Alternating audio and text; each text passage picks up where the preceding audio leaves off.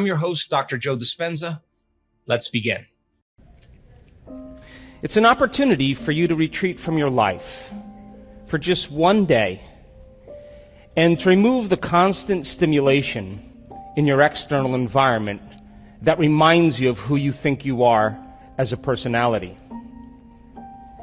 To separate yourself from the people you know, and the places you go, and the things that you do at the exact same time every single day, long enough for us to remind you of what you already know, that you are actually the creator of your life.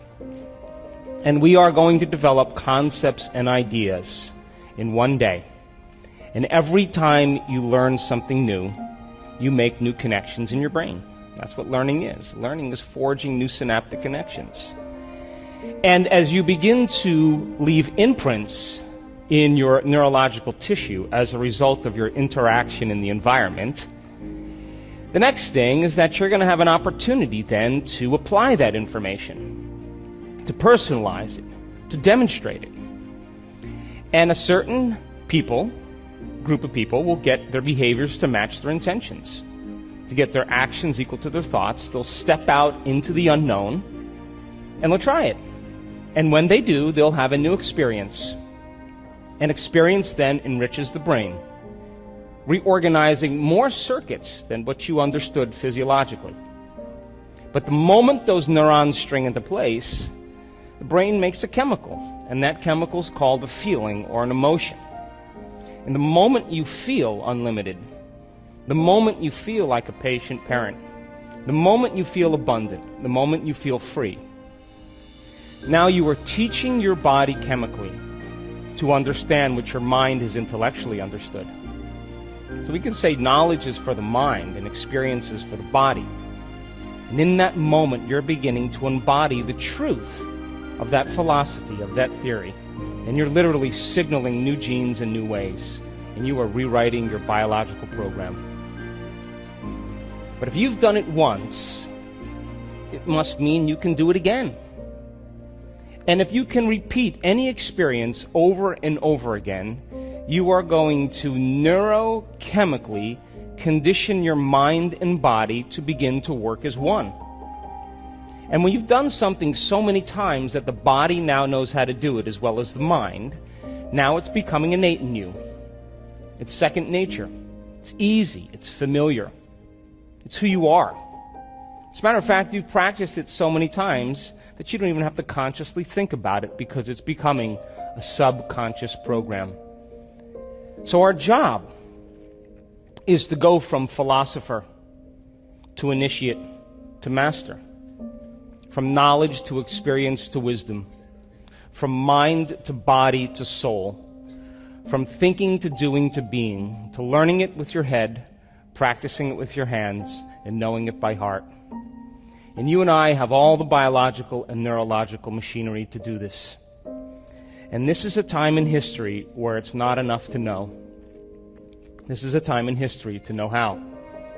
And I can tell you from my last 5 years of traveling around the world, the common people that look just like you are doing the uncommon. They're healing themselves of very serious health conditions. They're creating better opportunities and better lives for themselves, new careers. They're healing old scars and wounds that kept them connected to the past. And they're having mystical experiences that transcend language, that take them years to be able to understand and explain. And they look just like you. That most people in their life wait for that crisis or the trauma, the disease, or the diagnosis, some kind of loss, betrayal in their life, before they make up their mind to change. And my message has always been, why wait? Why wait for that tragedy before you decide to change who you are? That when you begin to apply these principles because you understand that they work, then it means then you'll believe in a future more than you believe in your past. And people who do the work are more in love with their future than they are with their past. And they're more interested in telling the story of possibility in their future than reliving the emotions and experiences of the past. And you know, the beauty behind all of this is that you don't have to be a monk. You don't have to be a priest. You don't have to be a rabbi. You don't have to have 40 years of meditation. You don't have to be a scholar or an academic. As a matter of fact, it's better if you're not. Because the simplicity of all of this, when people begin to apply it, is they begin to experience the fruits of their efforts. And I can tell you there isn't a person in this room that is so special to be excluded from this phenomenon. And that your thoughts literally have an effect on your body. That all thoughts carry an energy or a frequency. And if you believe that on some level that your thoughts have something to do with your body or your life, and you're thinking 60 to 70,000 thoughts in one day, and 90% of those thoughts are the same redundant thoughts as the day before, it's going to produce the same measurable effects in your body, yes or no? And you are going to begin to emit the same energy and information in your field. And you are going to keep creating the same life.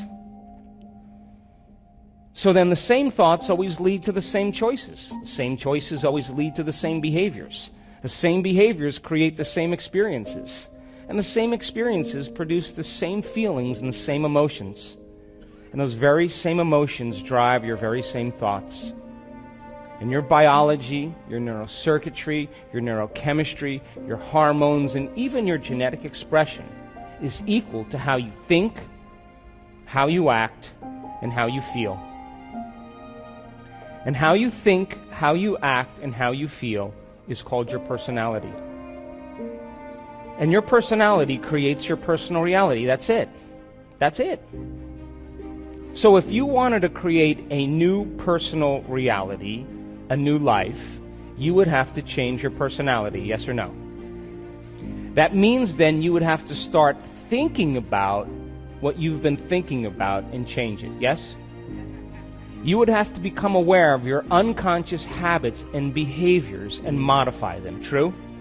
Even what you say and how you talk.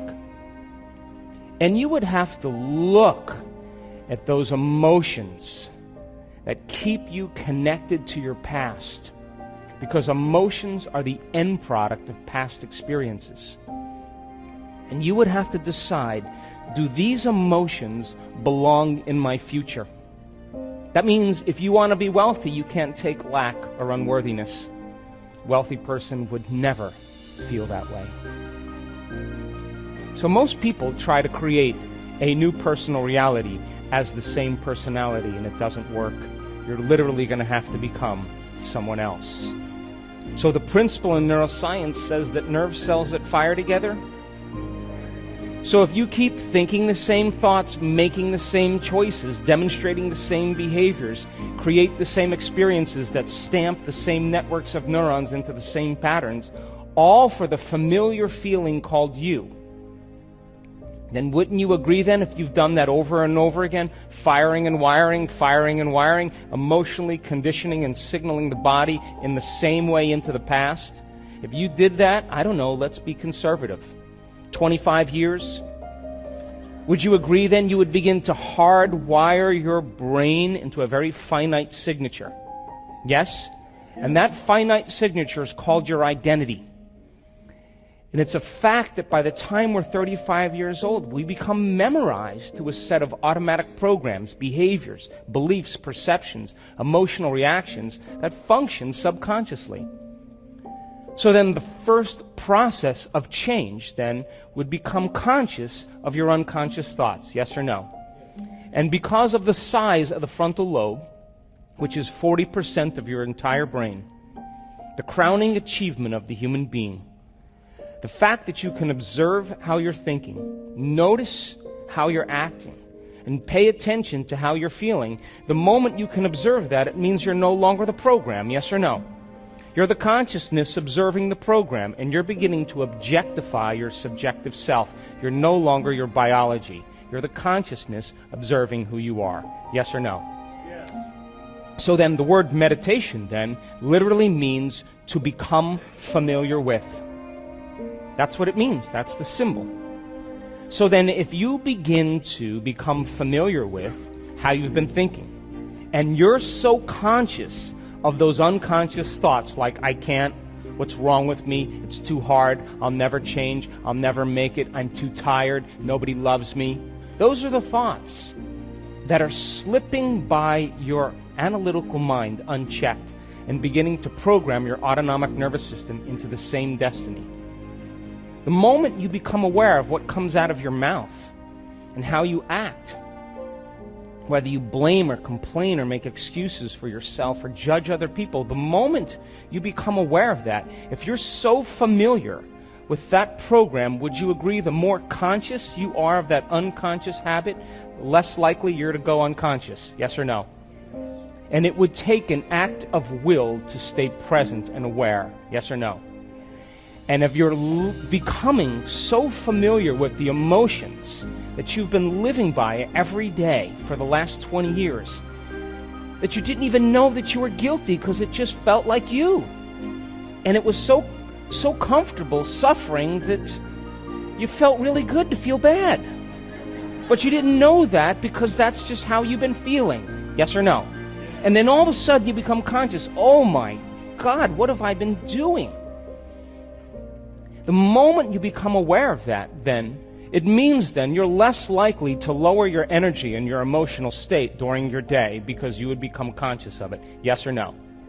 And what if, then, you decided, what thoughts do I want to put my attention behind?